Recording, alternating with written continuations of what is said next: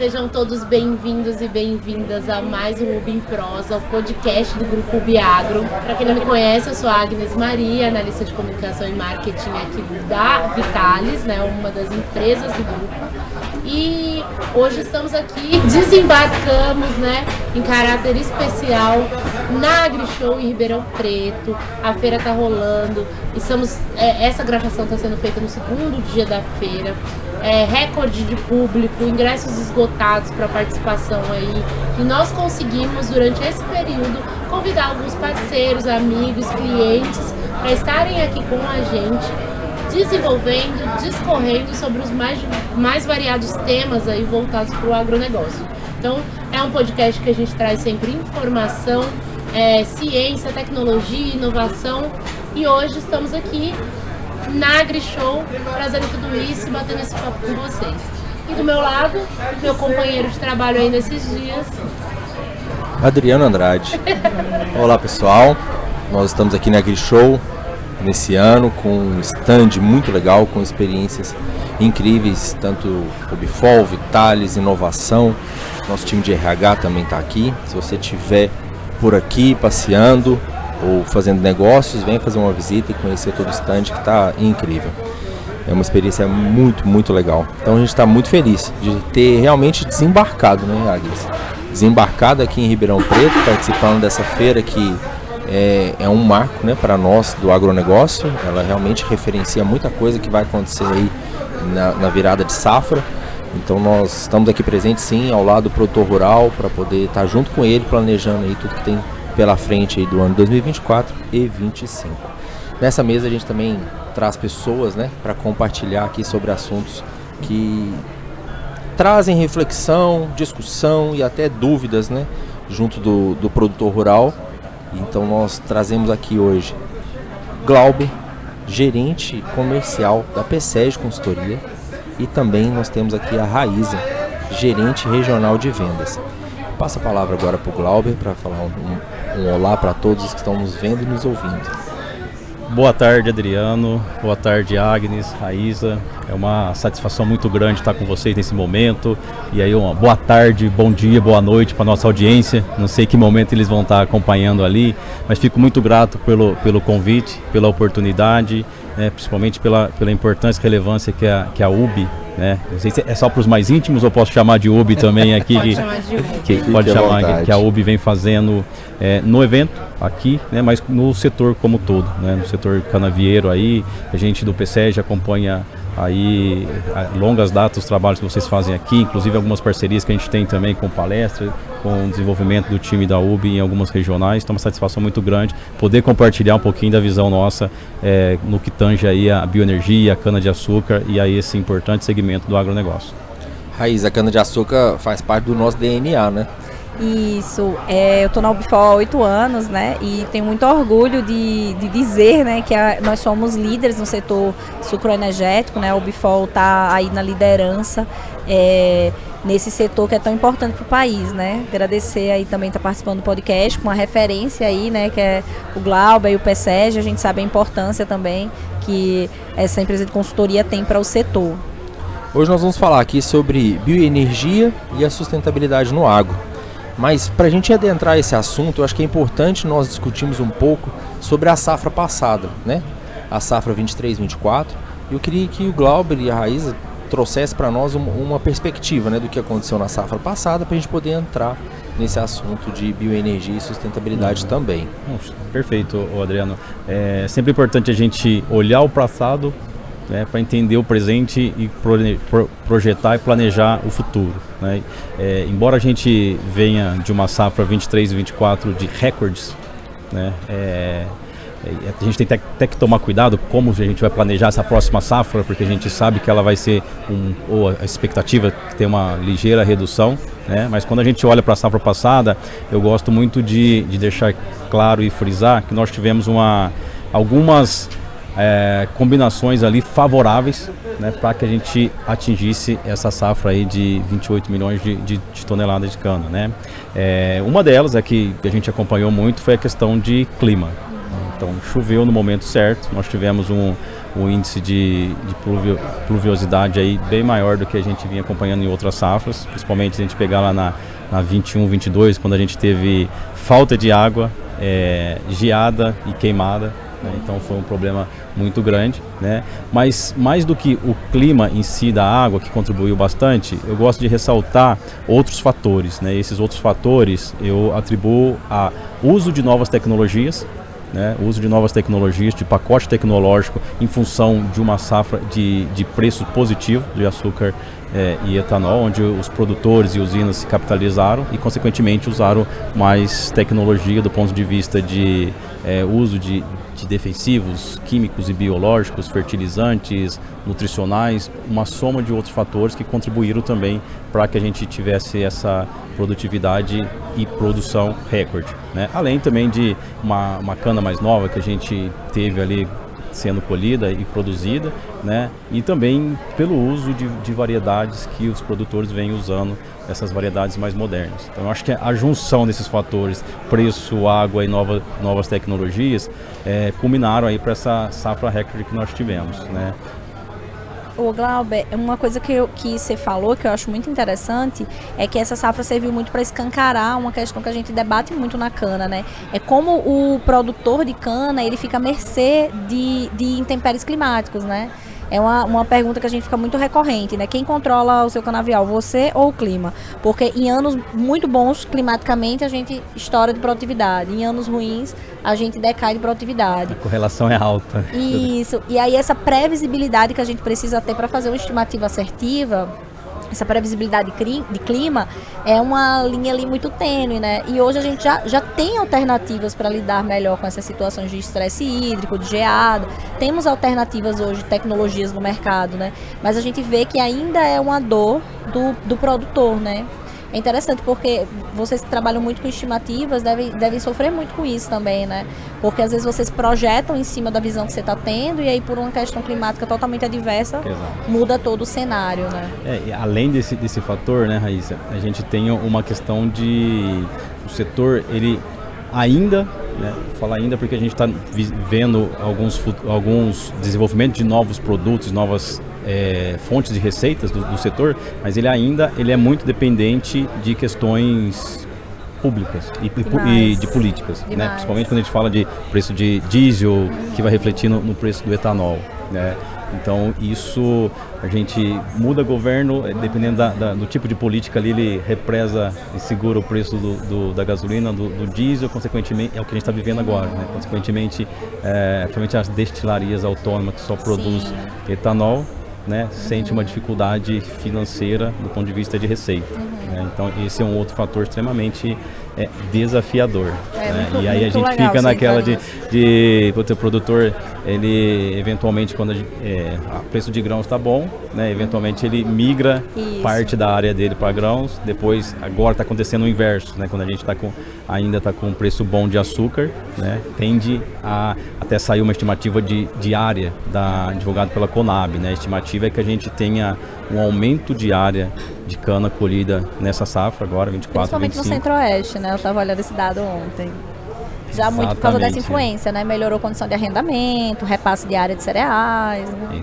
Então, do ponto de vista, a gente já adentrando nessa safra 24, 25, a expectativa nossa, a PSEG, é que tem uma redução de produtividade da ordem do 7% a 8%. Comparado com a safra passada, né? Mas a gente ainda vai ter uma produtividade boa porque a da safra passada foi muito boa. Assim, isso é interessante, né, Glauber? A gente precisa entender que não é nós não estamos caindo em produtividade, é que o ano passado trouxe um fator, né, diferente, atípico, né? Perfeito. Então nós continuamos crescendo em produtividade, é claro que com um fator isolado do ano de produtividade do ano passado, né? Exatamente. Esse é um grande ponto, né? Que às vezes a gente ouve, vai cair a produtividade. Acho que vai cair, mas a referência que a gente tem, ela já é alta, né? E quando a gente pensa em produção como um todo, se aumentar a estimativa de área, né, mesmo que reduza um pouco a produtividade, em termos de produção, de volume total, ele não vai cair na mesma proporção. A gente está aumentando a área. Você falou sobre essa questão, né, do etanol e da dependência de política pública que o setor tem. E aí nessa temática de bioenergia, eu atuo num estado majoritariamente alcooleiro, né, que é o estado de Goiás. E culturalmente, né, muito fortalecido por cereais, né? Então, assim, a gente já tem fronteiras, né, muito complexas, né, de produtores de grãos versus de cana. E a gente vê que a gente tem uma energia limpa, né, renovável, referência mundial, né, orgulho para o mundo, que é o etanol. A gente tem o Brasil até sendo o maior produtor de cana-de-açúcar do mundo, exatamente. E assim, tem uma lei estadual lá em Goiás, né, que fomenta o uso, todo posto de gasolina tem que ter lá, prioriza etanol, enfim. Nós mesmo como Bifol temos outdoor, temos várias comunicações nesse sentido, mas a gente entende também que o problema não é consumo, né? A gente entende que o problema é muito maior. Eu queria se você pudesse falar um pouco mais sobre como é que vocês estão entendendo essa perspectiva, visto agora essa questão do etanol de milho, se a cana perde espaço, o etanol de milho ocupa isso, visto tem a questão da sazonalidade também.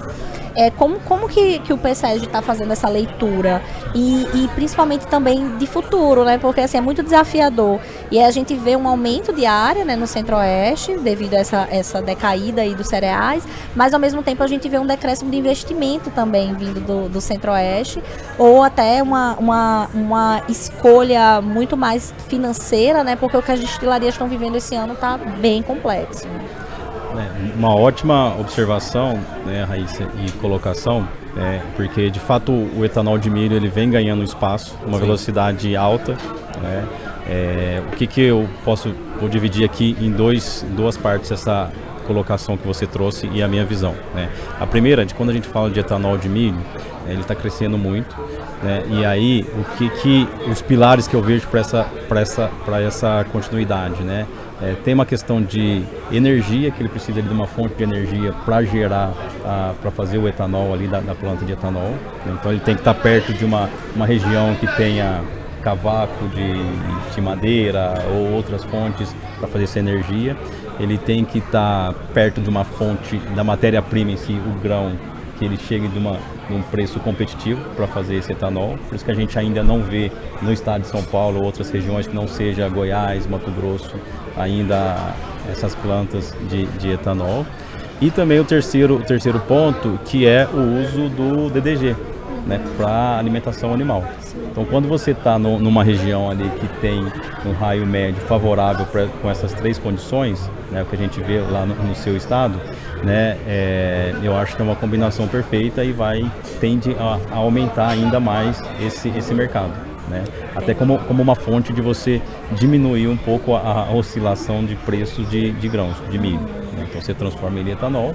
Embora o preço do etanol você também tem essas dependências, mas é interessante a gente ver esse efeito do etanol de milho, que na entre-safra da cana-de-açúcar, agora janeiro, fevereiro, a gente teve um preço menor do etanol do que na entre-safra, coisa que a gente não tinha visto ainda, né? E quando a gente fala do etanol de milho, o efeito dele no etanol global envolvendo a cana-de-açúcar, eu costumo olhar com viés que a gente tende a aumentar a demanda desse consumo por outros projetos, outras oportunidades, né? Seja a gente fazer aí o combustível para aviação, a SAF, embora ainda esteja em projetos, mas eu vejo que se isso realmente acontecer, a quantidade que a gente precisa de etanol para aviação, a produção nossa não atende. A gente viu que a Raiz ainda é um grande passo nisso, né? Para começar a construir essa planta, a Ativos anunciou também, sim, né, que vai começar. Isso tem um impacto muito grande com relação à poluição do combustível fóssil, né? Total. Trazendo um pouco da sustentabilidade para o agronegócio também, né? E aí destaque, isso é interessante, o Adriano, que você está colocando um ponto que a gente externaliza pouco os pontos positivos que a produção de etanol ela tem como um todo. Muito bom. Às vezes a gente vê um posto de gasolina ali falando de carbono neutro, carbono zero, e ele está vendendo diesel e gasolina. E quando existem algumas campanhas na mídia, né, que começaram a fazer o etanol, incentivar o uso do etanol, mas eu acho que a gente, como setor, né, usa muito pouco desses benefícios, do ponto de vista de incentivar a sociedade, a população para usar e consumir, né, no carro mesmo, né, no mais próximo nosso que a gente consegue, vamos lá, chega, abastece, completa com etanol. A bioenergia, de forma geral, ela impacta na cadeia toda produtiva, né? Tipo, tanto do valor que sai da usina até chegar na bomba de combustível mesmo do consumidor e o preço que vai impactar de toda a cadeia que vai estar utilizando aquele biocombustível.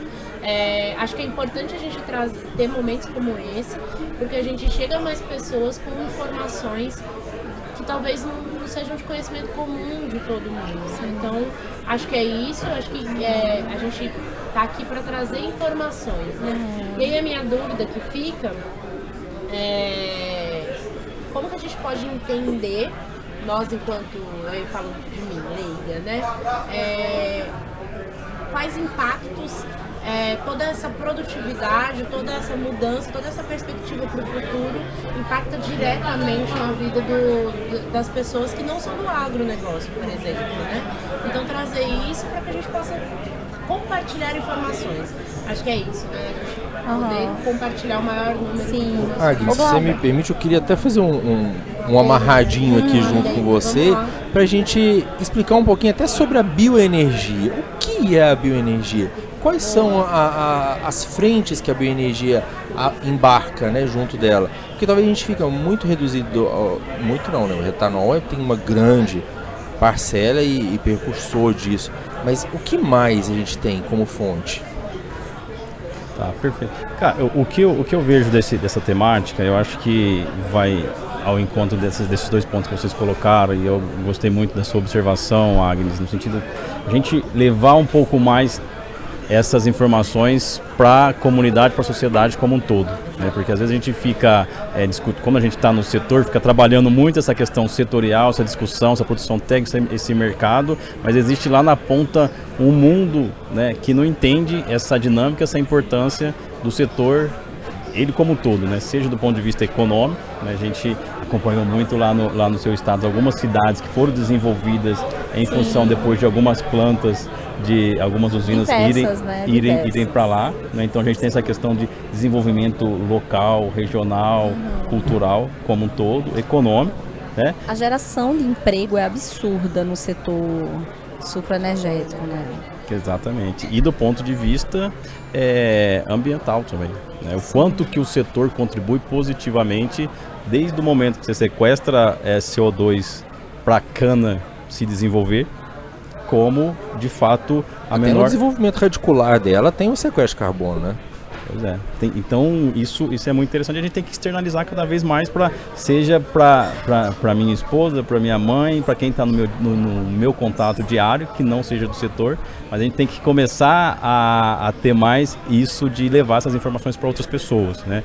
E aí, voltando lá na sua pergunta, Adriano, quando a gente fala de bioenergia como um todo, o que eu vejo? A gente tem a cana-de-açúcar como o principal fonte de bioenergia, no sentido de seja etanol hidratado ou etanol anidro, né? A gente tem a própria produção de energia a partir de queima de bagaço, queima da cana que você faz para gerar as próprias plantas industriais ali, em alguns casos até exportar isso para a rede.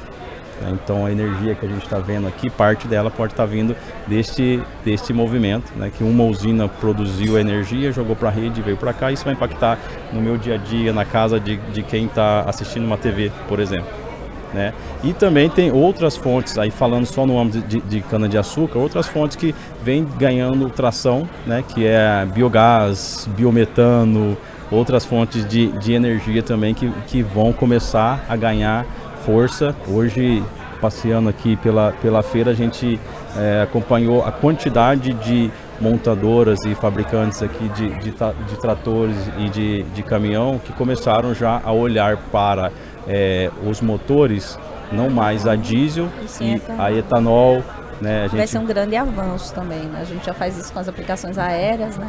Exatamente. E as terrestres ainda não.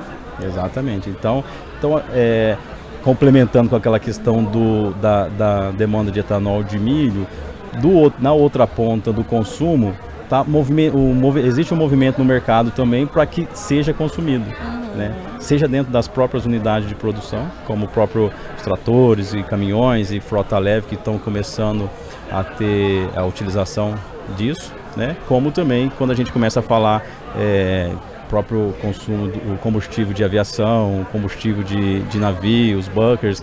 Então existe uma demanda grande também para esse...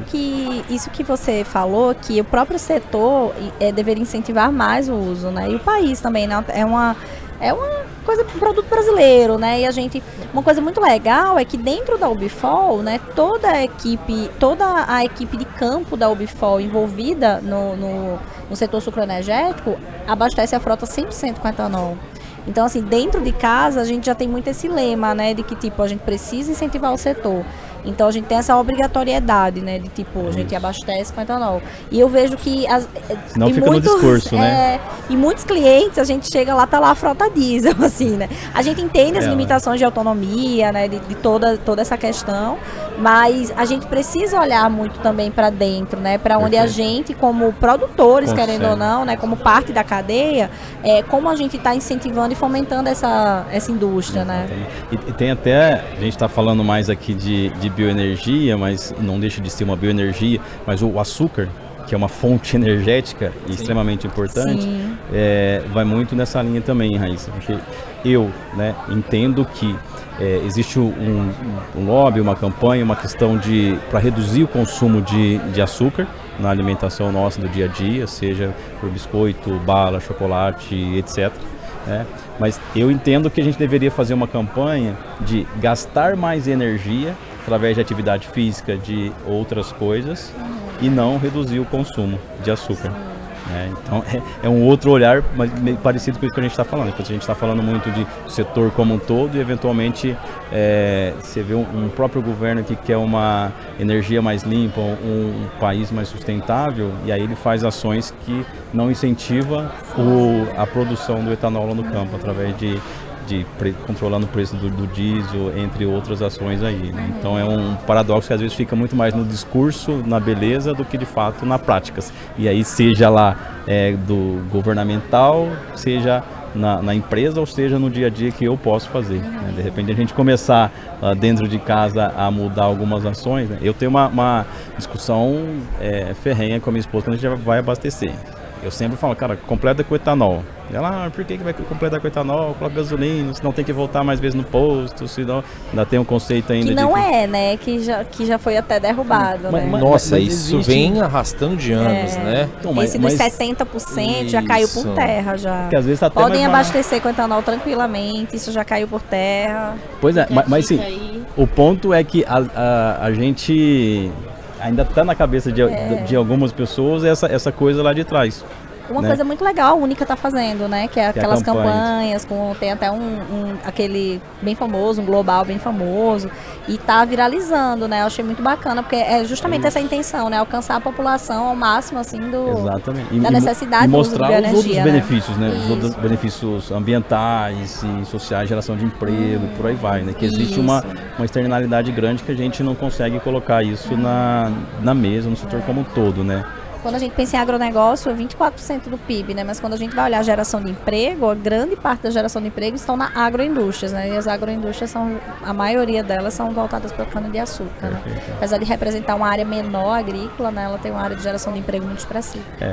E aí, até voltando um pouquinho mais para a parte técnica nossa, nessa pauta de sustentabilidade, eu vejo a importância grande que as empresas fornecedoras de insumos e tecnologias para o setor têm na contribuição de aumentar o resgate de CO2 através do aumento da produtividade no campo.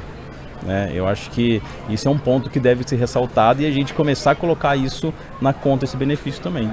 Porque à medida que isso, né? A planta faz fotossíntese, né, gente? Precisamos entender isso. Exatamente. Glauber, a gente começou o papo falando muito técnico, né? E de um setor, e a gente extrapolou isso para a sociedade. Eu acho que esse é o ponto, né?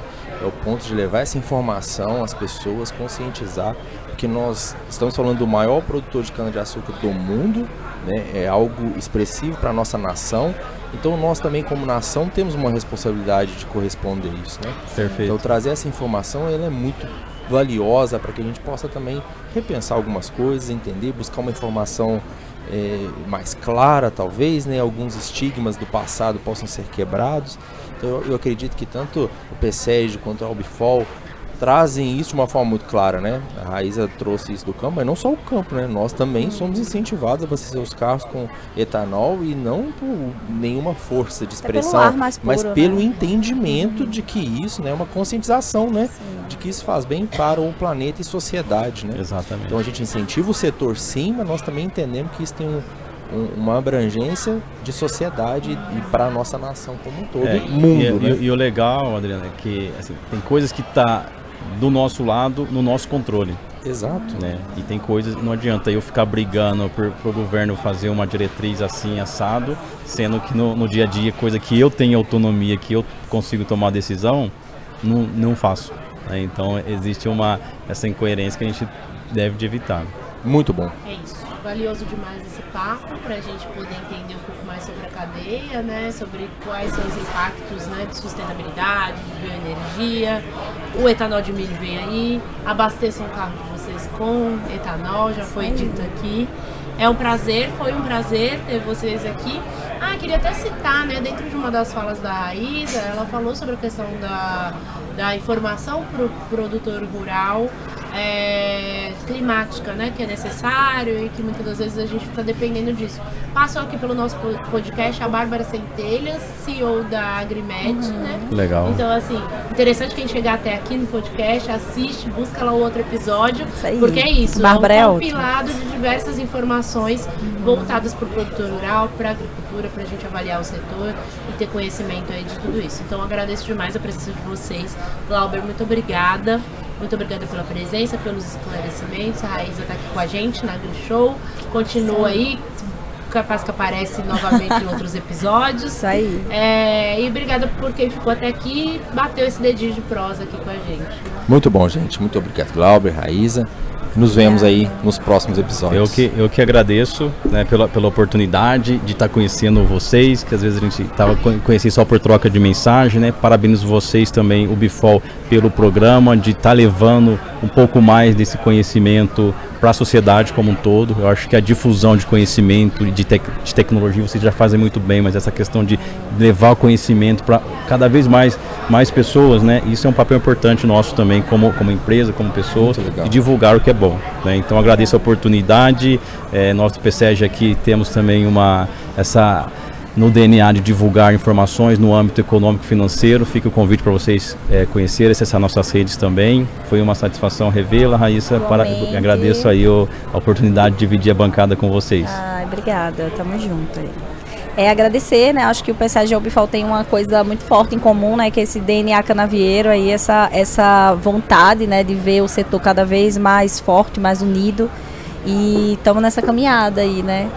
É isso, contem com o Bifol nesse processo e obrigado mais uma vez. Até a próxima. É isso. Vocês vão, por favor, acessem as nossas redes, né?